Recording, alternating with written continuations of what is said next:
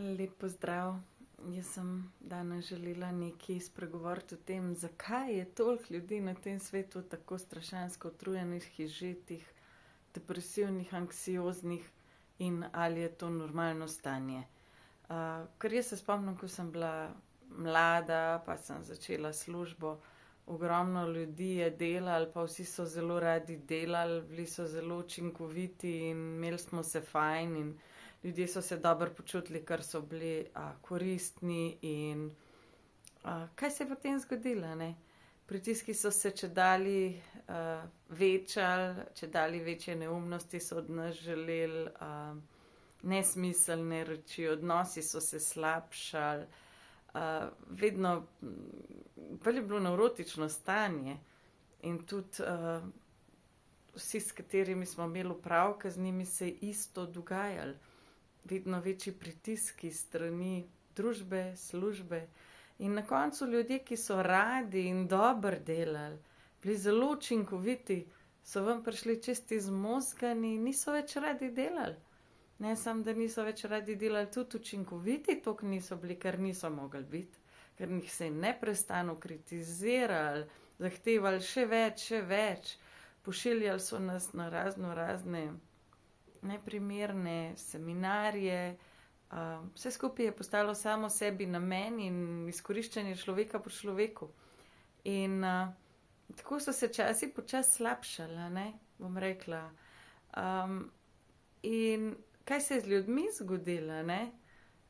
Ljudje so še kar glavo dol potrpeli, sploh opazili niso polovica ljudi, kaj se dogaja.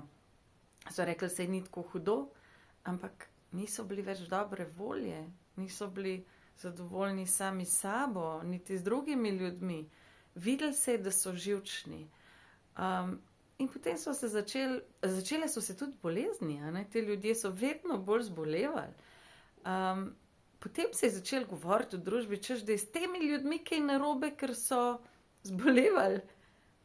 Niso rekli, da je s sistemom nekaj narobe, da je nekaj narobe s temi ljudmi, ki tega ne prenašajo, da naj se oni v roke vzamejo, da naj oni začnejo boljš si organizirati delo, da bojo lažje delali, da naj oni, ne vem, in gre tlele noter, pa tlele ven, kar jim govorijo in da je z njimi nekaj narobe. To so isti ljudje, ki so bili srečni pred 20 leti, a ne? In radi hodili v službo, veliko in dobro delali, ne? Tako kot sem rekla.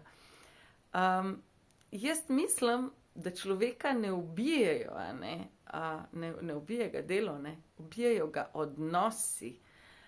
In odnosi znotraj družbe so se spremenili, ker smo mi to dopustili, da nam pripovedujejo stvari, ki niso v redu, da zahtevajo od nas reči, ki niso v redu, da razvijamo moralno-etične standarde, ki niso v redu, da imamo, ne vem, strašno željo po nekih materialnih dobrinah, vsaj mnogi imajo, in da zato smo začeli spodbujati kulturo ne samo nasilja, ampak pod pretvezo postaviti se zase, ampak smo začeli tudi kulturo laži, kraje in tako naprej razvijati. In normalno, da noben čuteč človek, ki ima količkejše etike in morale v tem, ne more biti srečen. In je treba res razmisliti, aj zdaj za spremeniti tistega, ki je moralen in etičen, da postane nemoralen in neetičen, ali je za spremeniti sistem.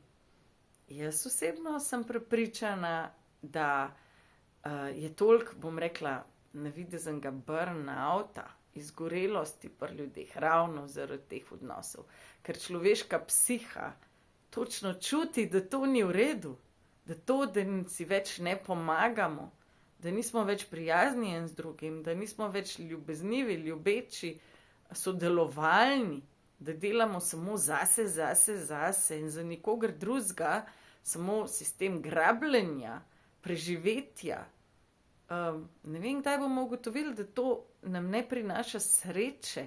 Srečo ti prinaša, kadar imaš občutke koristnosti, visoke etike, morale, ene visoke kulture, bom rekla, ko smo sposobni biti prijazni in ljubeči en z drugim in sodelovalni, ne tekmovalni.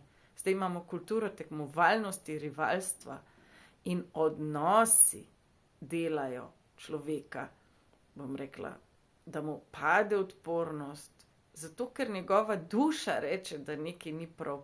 In ko duša reče, da nekaj ni prav, se ne sprašujte, kaj je z vami narobe, da vam duša to pravi. Človek je tako lepo narejen, da njegovo telo točno ve, kaj je prav. In prav je, da ste srčni. In ne, nič ni z vami narobe. Narobe je s svetom in sistemom.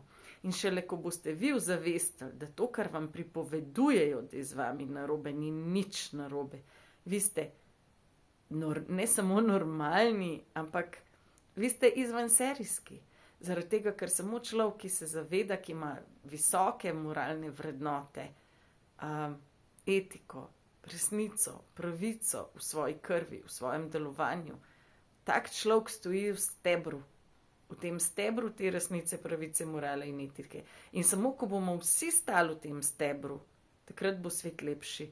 Zato si ne pustiti pripovedovati, da je z vami nekaj narobe, če vam ta svet ni všeč. Zboleli ste zato, ker vam ta svet ni všeč in prav imate. Šele, ko bo veliko ljudi zbolel, ko bo veliko ljudi čutilo, da ta svet ni v redu, da če te nekdo vrže v formaldehid, da ni prav nič normalen, da ti v tem formaldehidu ostaneš živ, ampak da moraš splezati iz tega formaldehida, ne? Treba je iti ven iz tega toksičnega obnašanja. Mi smo tisti, ki to premaknemo. Vsak posebej mora stati v stebru. In ko bomo stali dovolj v stebru, mi sami in rekli, ne se hecati z nami, nič mi preveč, ne reagira moj živčni sistem. Moj živčni sistem točno ve, prav ima. Vse je prav, kakor čutim. Narobe je svet, v katerem živim. Ta svet ni v redu. Zato ga moramo začeti spreminjati. Mi sami. S tem, da mi sami stojimo v stebru resnice, pravice, morale in etike. Tudi, če nobeden drug ne. Tudi, če nobeden drug ne. In videli boste, kako se boste vi sami boljš počutili. In kar naenkrat se vam bo začel odpirati svet in ljudje, približali se vam bojo podobni ljudje, zato ker podobno privlači podobno. Spoznali boste ogromno ljudi, ki imajo enake vrednote, ki so odprti, srčni, prijazni, ljubeči. Zato, ker jih boste spustili zraven. Dokler se boste pustili prepričati, da je z vami nekaj narobe, boste v krogu tistih, ki drugače razmišljajo. Ne? Šele takrat, ko boste rekli, da vas to sploh ne zanima, da to ni res, da je z vami vse v redu, samo da vam sistem ni v redu. Ne?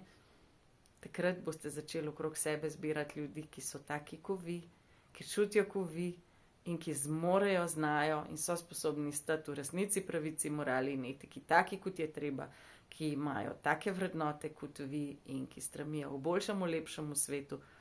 In nekje je treba začeti. Začne se z enim človekom, z dvema, s tremi in tako naprej. In šele takrat, ko nas bo dovolj, se bo svet spremenil. Ampak vi ste začetniki. Mi smo začetniki. Stojite v stebru. Pomembno je.